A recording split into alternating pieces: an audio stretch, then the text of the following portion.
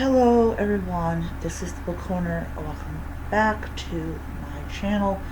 So I'm not doing any book reviews tonight because I'm in the middle of proofreading through Grammarly my novella, The Dragon Queen. So I'm doing that, and I finally figured out what I did wrong with my book cover. So I'm actually going to once I get my proof copy on Tuesday, I will go ahead and use the cover that I already have designed, and I'm just going to change it to the appropriate type of file so that I can go ahead and use that. So I finally figured out, and I'm very happy about that. But I do want to show you, I found this book at Kroger's, and it's called The Librarian of Burned Books, a novel by Brianna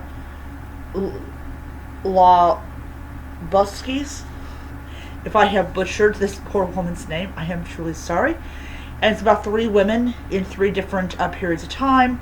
One is from 1933, I believe, and is 19 something. Okay, I can't read it because my eyesight's real bad. Hold on a second. I saw my glasses are here. I'm about to get all professional. I do like how these look on me. 1933, 1936, and 1944.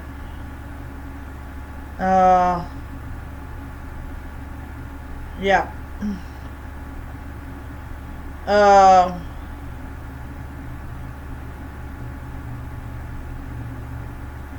Okay.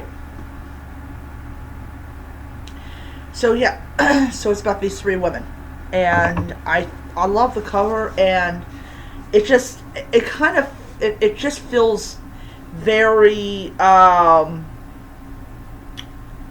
very like part of what we as readers and we as authors are going through. So yeah. So I want to talk about two things in this video. One, about sensitivity readers and why I do not believe that they have a purpose in the literary world, and about what I have learned during this journey of getting my first book written, revised, proofread, going through hell, going through even more hell, getting it done. Okay. So as I said, I'm currently I'm currently proofreading The Dragon Queen, which is my first novella that I'm going to publish. And for people that want to know, that book is going to be available on July 28th. It is going to only be for Kindle. I am not going to pay another $125 for another ISBN. Now, my Cooking Up Murder, which is going to come out September 28th, is going to be available in Kindle and in physical. So I will be going back, and I will be getting getting that. The huge difference is the Ingram Sparks version of it. I will not be including, well, take it back. I will include the novella because it's just for Kindle, but I will put in parentheses that it is a Kindle that it is an ebook edition. So yeah, so there you go. So I have learned a lot during this journey of publishing my book. I have learned about copyright pages. I have learned about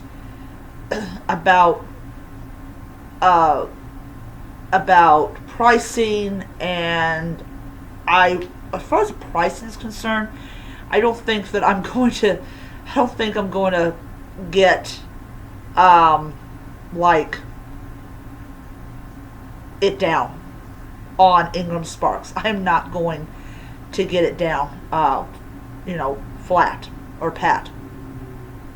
I probably will have many more red flags before it's finally done. So, so I have learned that. Oh, sorry. I have learned like a great deal about this whole thing of self-publishing that I probably would have learned 20 years ago, but with someone else doing it. And it's kind of weird to say I'm an author and say that I write books, and I not just write them but I publish them. And it's kind of this weird thing that just floats around in my head, and I just still cannot believe that my name is on Amazon and you can buy my Kindle edition of my book. Um, it's just one of those bizarre things that I still have trouble wrapping my head around. Um, and I'm very, very happy to have succeeded in something. Now, I would just say, I'm very, very happy to have done something that I really enjoy doing. Um, but yeah, it's been a very interesting road and journey and all that type of stuff.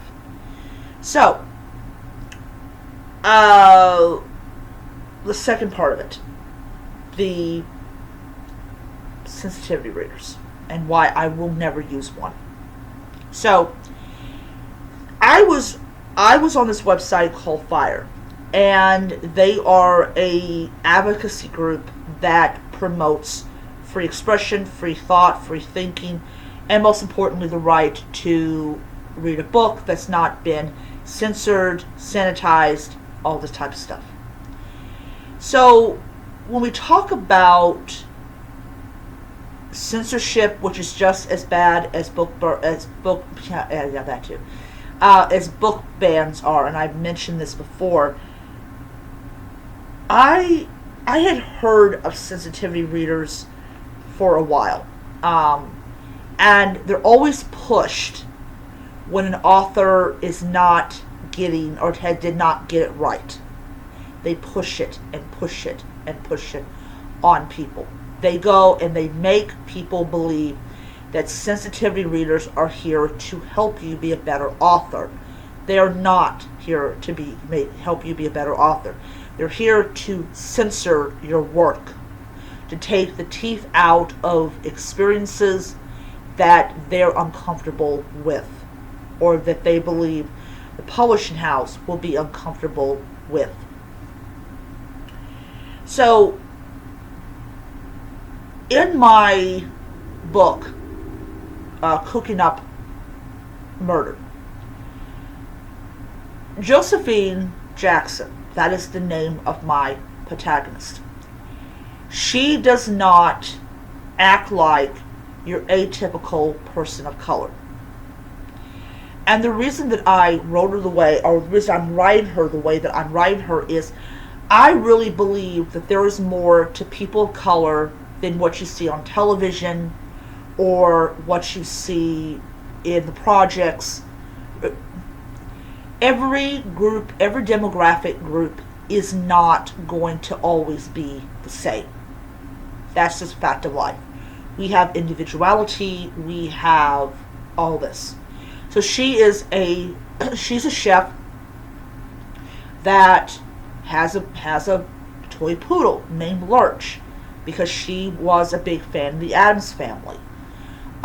She has a bigoted mother, or I wish to say a racist mother, but you can't say that. You can't say that. You gotta say bigoted. She likes classical music. She does not believe in wearing makeup. I don't believe in wearing makeup.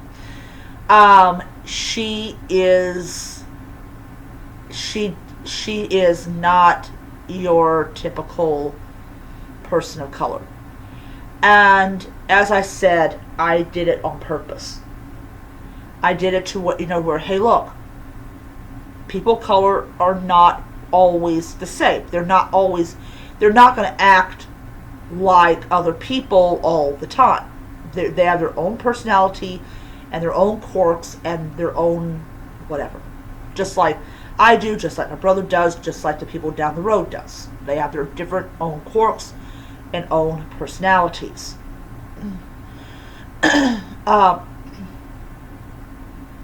So I wrote it that way. Would I trust my creation to sensitivity readers? No, I would not. I definitely would not. Would I do what would I do what that asshole did? And if you guys know who I'm talking about, I don't have to mention. I definitely make it a point to not 1-star review bomb people of color's books, because everybody has something to offer to the table. It may not be your slice of pie, but it is, you know. But yeah, it's one of those weird things. It's just absolutely one of those weird things. But sensitive readers, they censor. Getting back to it, sensitivity readers censor ideas. They censor your thoughts. They tell you what is appropriate. They tell you, well, you're not doing this correctly, so you follow my advice and it'll be better. I just really shake my head at this concept of sensitivity readers and people that want to police what's on paper. And if you don't do it, you're a bad person. If you don't have a sensitivity reader, you are probably whatever. You're probably hiding something that you don't want people to know about. It absolutely amazes me about how this is being pushed and pushed and pushed. So, one of the huge reasons that I went self-publishing is that I don't have to worry about my work being sanitized. And it's like being rebellious. Because you know that your work is going to piss someone off. And that's the point of it. But yeah, it's something else. It really is. And it's like, you just want to shake your head at the whole thing, because it's absolutely stupid. It absolutely is pointless, and it's stupid, and it's like, what the fuck? Really? So anyways, won't use them, have no need for them, and all that. So I'm going to head back to proofreading the rest of my book, and I will see you guys around.